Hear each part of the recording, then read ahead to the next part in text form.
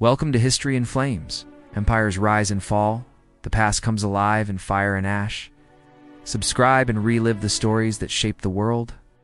On a quiet Sunday morning in Hawaii, 2,403 Americans woke up for the last time. Within 2 hours, the world would never be the same. This is not just the story of an attack. This is the story of everything that led to it and everything it unleashed. To understand Pearl Harbor, you must go back a decade.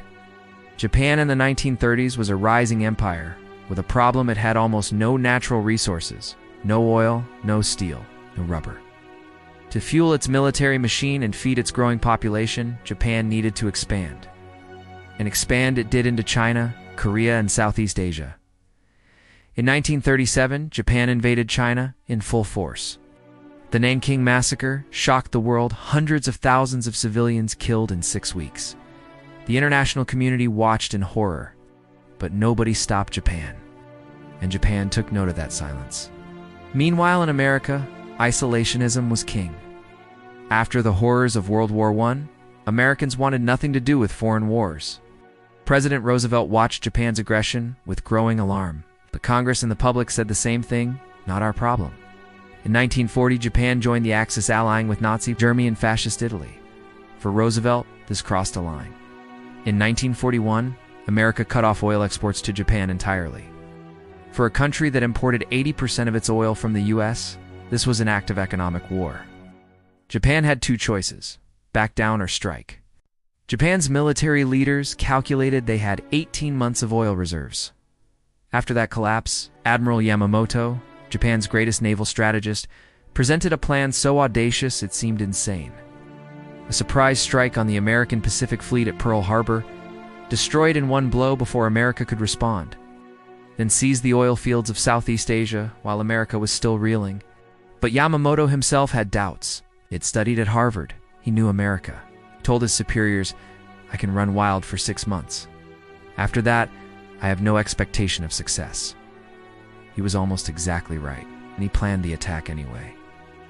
The plan was Operation Z6. Aircraft carriers, the most powerful naval strike force ever assembled, would sail 4,000 miles across the North Pacific in total radio silence.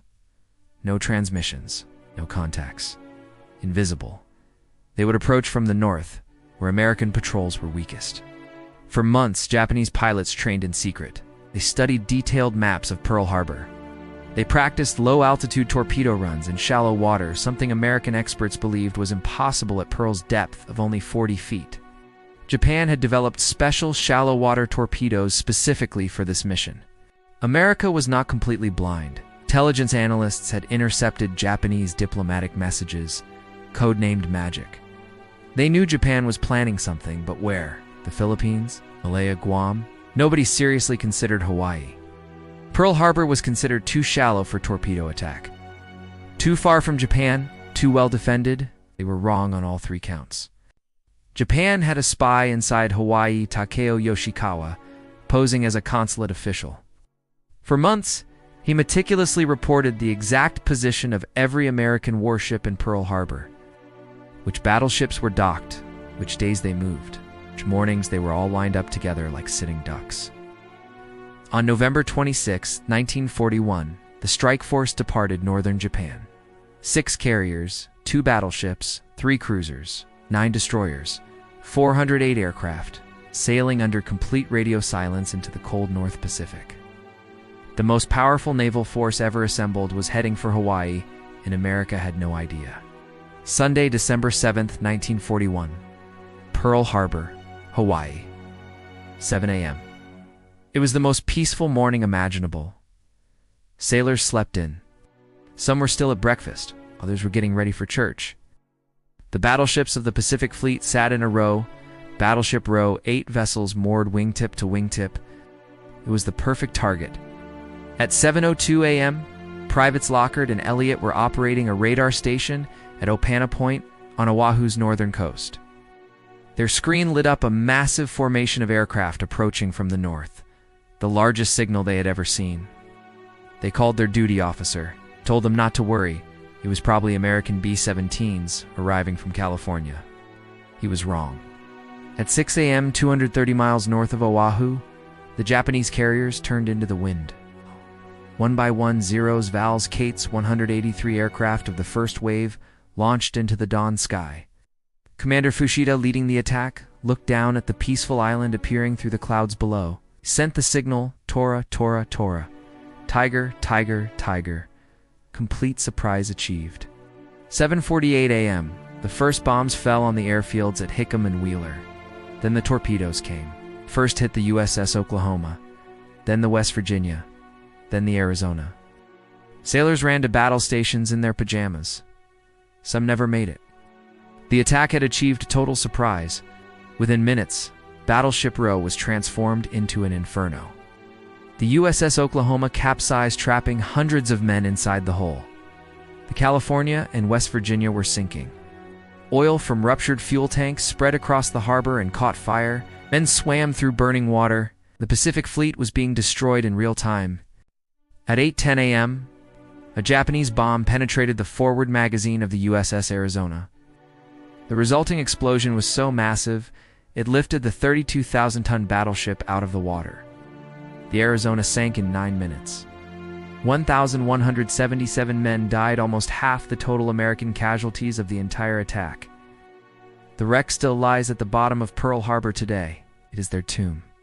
While the battleships burned Japanese planes, swept the airfields. At Hickam, Wheeler, and Bellows, hundreds of American aircraft were destroyed on the ground, lined up in neat rows, wing to wing, exactly as ordered to prevent sabotage. That order turned them into perfect targets. Only a handful of American pilots managed to get airborne. But Americans fought back, with no orders. With whatever they could find, sailors fired anti-aircraft guns in their underwear.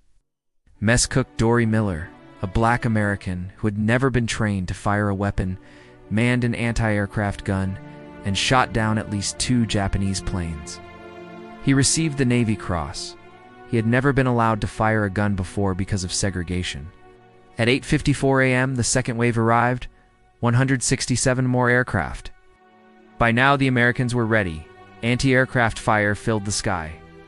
The second wave was more costly for Japan, 20 aircraft lost versus 9 in the first wave.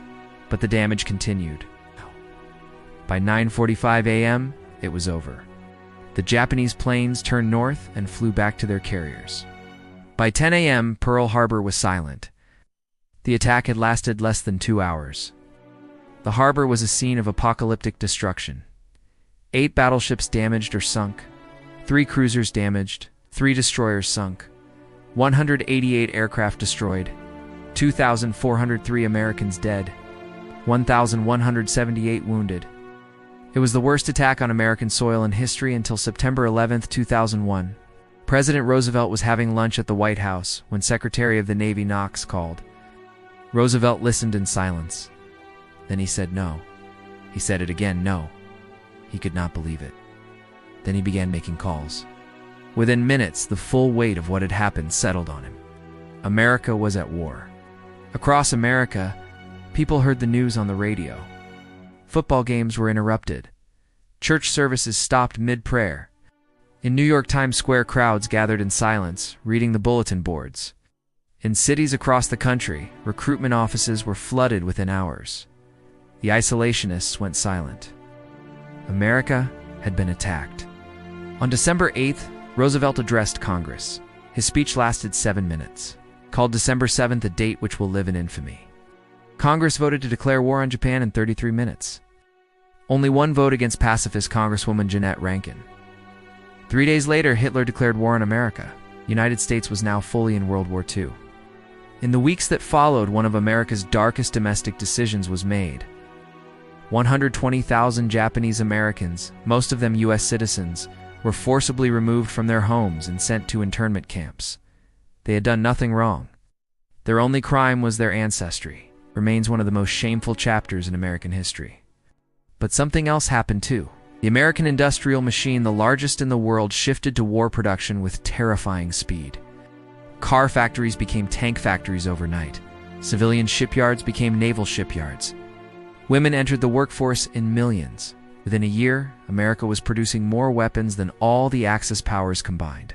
Admiral Yamamoto is often quoted as saying after Pearl Harbor, I fear all we have done is awaken a sleeping giant and fill him with a terrible resolve." Historians debate whether he actually said those exact words. But whether he said it or not, it was exactly what happened. Japan had made one catastrophic error.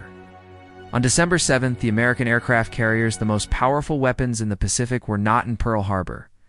The Enterprise and Lexington were at sea, the Saratoga was in San Diego. The carriers survived. And in the new era of naval warfare, carriers were everything. Battleships were already obsolete. 6 months after Pearl Harbor, almost exactly as Yamamoto predicted, the tide turned. At the Battle of Midway in June 1942, American carriers ambushed the Japanese fleet. In 5 minutes of dive bombing for Japanese carriers, the heart of the Pearl Harbor strike force were sunk. Japan never recovered. The war in the Pacific had turned. For decades, a question haunted Pearl Harbor: did Roosevelt know? Some historians have argued that Roosevelt deliberately allowed the attack to happen to force America into the war. The evidence does not support this. America intercepted Japanese diplomatic messages, but not the military codes. The failure was one of imagination. Nobody believed Japan would dare attack Pearl Harbor directly. The truth is more tragic than conspiracy. There were warnings. A Japanese submarine was sunk outside Pearl Harbor at 6:45 a.m., over an hour before the attack. The radar warning was dismissed. Intelligence reports pointing to Pearl were not prioritized. The failure was bureaucratic, not criminal. But the result was the same. 2,403 Americans died. Of the 2,403 Americans who died at Pearl Harbor, 1,177 were on the USS Arizona alone. When the Arizona sank so fast that most could not be recovered, the Navy made a decision: the ship would become their tomb. The remains of over 900 men still rest inside the wreck. To this day, oil still seeps from the Arizona, called the Tears of the Arizona, rising to the surface. The last Pearl Harbor survivor died in 2021 at the age of 102. For decades, survivors gathered every December 7th at the Arizona Memorial. One by one, they returned to say goodbye to the men they had left behind 80 years before. The last witnesses are gone. Now only the stories remain. Pearl Harbor changed America forever. Before December 7th, America was an isolationist nation that believed oceans protected it from the world. After December 7th, America became a global superpower that would maintain a military presence on every continent for the next 80 years. One morning changed the entire trajectory of the 20th century. 3 years and 8 months after, Pearl Harbor, Japan formally surrendered aboard the USS Missouri in Tokyo Bay. September 2nd, 1945. General MacArthur presided. Some of the American officers present had been at Pearl Harbor on December 7th, 1941. They had survived to see this day. Admiral Yamamoto, the architect of Pearl Harbor, never saw Japan's defeat. In April 1943, American codebreakers intercepted his flight schedule. President Roosevelt gave the order. PS-88 fighters were sent to intercept. Yamamoto's plane was shot down over the Pacific. His body was found in the jungle, still strapped to his seat. Japan's greatest admiral was dead. What is the lesson of Pearl Harbor? Military historians point to the danger of strategic overconfidence. Japan believed its gamble would work. Intelligence analysts point to the failure of imagination. America could not conceive of an attack on its own soil. And historians of diplomacy point to the danger of economic pressure without a clear end strategy. Every December 7th, America remembers. The 2,403 names. The sailors who never came home. The men still inside the Arizona. They were not soldiers going to war. They were servicemen on a Sunday morning in Hawaii. They had no warning. They had no chance. They deserved better. We owe them memory.